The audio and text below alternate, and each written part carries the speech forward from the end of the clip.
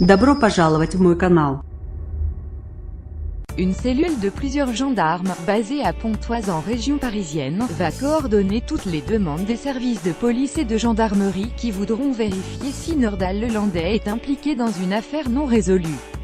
Après la double mise en examen de Nordal-Lelandais dans les affaires Maëlys et Noyer, la justice l'avait annoncé, des vérifications seront faites concernant toutes les disparitions inquiétantes de la région pour savoir si l'ancien militaire est impliqué dans d'autres affaires. Plusieurs gendarmes du SCRC Service Central de Renseignement Criminel travaillent donc sur le passé de cet ancien maître chien de 34 ans, rapporte RTL ce jeudi. Une information confirmée au Figaro par une source proche du dossier. Ces enquêteurs spécialisés vont tenter de remonter le temps et de reconstituer son parcours, ses déplacements, étudier sa téléphonie et ses comptes bancaires. L'ensemble de ces données sera ensuite analysé par Anacrim, ce puissant logiciel d'analyse criminelle, qui établit des liens entre les protagonistes d'une ou plusieurs affaires. Basée à Pontoise, au pôle judiciaire de la Gendarmerie nationale PJGN, cette cellule de rapprochement centralisera et coordonnera toutes les demandes des services de gendarmerie et de police qui voudront faire des vérifications entre une affaire non élucidée et la piste Lelandais. De quoi gagner du temps. Selon nos informations, ces gendarmes, qui avaient étudié le dossier Grégory en profondeur, se sont mis à travailler sur Nordal-Lelandais il y a un mois. C'est d'ailleurs eux qui ont fait les vérifications dans l'affaire Estelle Mouzin et écarté la piste Lelandais. Selon l'examen de sa téléphonie, le principal suspect des affaires Maëlys et Noyer se trouvait à l'étranger en 2003, lors de la disparition de la petite fille de 9 ans.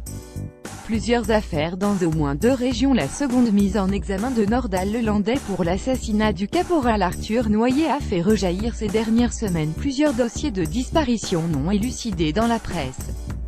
Dans le même temps, des familles de victimes se sont manifestées pour demander que des vérifications soient faites. Plusieurs parquets, notamment ceux de Grenoble, Chambéry, Annecy et Nîmes, sont aujourd'hui mobilisés pour faire ces recoupements. Ainsi, les gendarmes de Pontoise devront sûrement se pencher sur les disparitions de Jean-Christophe Morin en 2011, d'Ahmed Damadou 2012 et d'Adrien Mouriamé 2017, qui ont toutes eu lieu en Savoie et Haute-Savoie. De même, il était question d'étudier la piste Lelandais dans le dossier de la tuerie de Chevaline, mais on ignore si les vérifications ont été faites. Contactée par le Figaro, la procureure d'Annecy, Véronique Denisot, n'a pas souhaité faire de commentaires sur cette affaire, ni sur celle d'Adrien Mouriamé, jeune homme de 24 ans disparu l'été dernier. L'examen de tous ces dossiers de disparition ne devrait pas s'arrêter à la région Auvergne-Rhône-Alpes. D'autres affaires qui ont eu lieu dans la région voisine, dans le Gard en Occitanie, devraient aussi faire l'objet de vérifications. Selon BFM TV, la juge chargée de l'instruction de l'affaire de la disparition de Lucas Tronche aurait lancé des investigations pour étudier une éventuelle piste menant à Nordal-Lelandais. Au parquet de Nîmes, on ne confirme pas complètement l'information. Il s'agit d'une simple prise de contact des juges d'instruction pour procéder à des rapprochements entre les dossiers de Nîmes, de Chambéry et de Grenoble. Autrement dit, pour faire des échanges de pièces de procédure afin d'orienter de futures investigations. En l'état, il est ni grec à aucun autre acte, déclare le procureur Éric Morel au Figaro. Lucas Tronche, un adolescent sans histoire. Lucas Tronche, 16 ans, avait disparu à Bagnols-sur-Cèze le 18 mars 2015 alors qu'il devait se rendre à un cours de natation avec son frère dans une commune voisine. Comme il n'était pas tout à fait prêt, le jeune garçon avait laissé son frère partir devant lui. Depuis ce jour, l'adolescent n'a plus redonné signe de vie. Dans la foulée, des recherches avaient été lancées et un appel à témoins avait été diffusé avant qu'une information judiciaire pour séquestration et enlèvement ne soit ouverte. Auprès du Figaro, son père avait raconté le cauchemar qu'il vivait avec son épouse, s'accrochant à l'hypothèse d'une fugue. Sa mère avait quant à elle décrit un enfant passionné de scoutisme, de nature et des missions de survie. Plusieurs pistes ont depuis été exploitées, sans succès.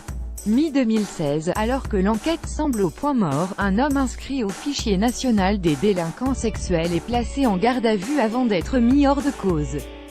Quelques mois plus tard, d'autres vérifications sont faites et la police nationale lance, portrait robot à l'appui, un appel sur les réseaux sociaux pour tenter d'identifier un témoin important aperçu à proximité du lieu de la disparition. Chaque rebondissement est une épreuve pour les parents de Lucas, qui ont par ailleurs été harcelés pendant plusieurs mois par un corbeau. Cet employé d'un supermarché dans la Drôme a été condamné par le tribunal correctionnel de Nîmes à 2 ans de prison dont un ferme fin 2017, une seconde disparition, à 1 an d'intervalle selon BFM TV. Les comptes en banque de Nordal-Lelandais et des images de vidéosurveillance devraient être analysées. De plus, des vérifications téléphoniques devraient être réalisées. Si les enquêteurs ont effectué un bornage téléphonique à l'époque de la disparition et conservé les données depuis, il sera possible de vérifier si Nordal-Lelandais se trouvait dans les environs à ce moment-là. Cette technique d'investigation a notamment été utilisée pour la disparition d'Arthur Noyer. L'enquête a démontré que le téléphone de Nordal-Lelandais avait borné au même endroit que celui du militaire disparu. Autre élément intéressant, l'ancien maître chien connaît bien le secteur de Bagnols-sur-Cèze. Ayant des proches dans la région, il y aurait effectué plusieurs déplacements, précise la chaîne d'information en continu. Une seconde affaire pourrait faire l'objet de nouvelles vérifications. 1 an après la disparition de Lucas Tronche, un autre adolescent s'était volatilisé à environ 60 km de Bagnols-sur-Cèze. Antoine Zola, élève sans histoire de première S du lycée Albert Camus de Nîmes, avait quitté son domicile sans papier ni téléphone le 1er mars 2016, en lançant à son père et son frère « Je reviens ». Sa famille est depuis sans nouvelles de l'adolescent.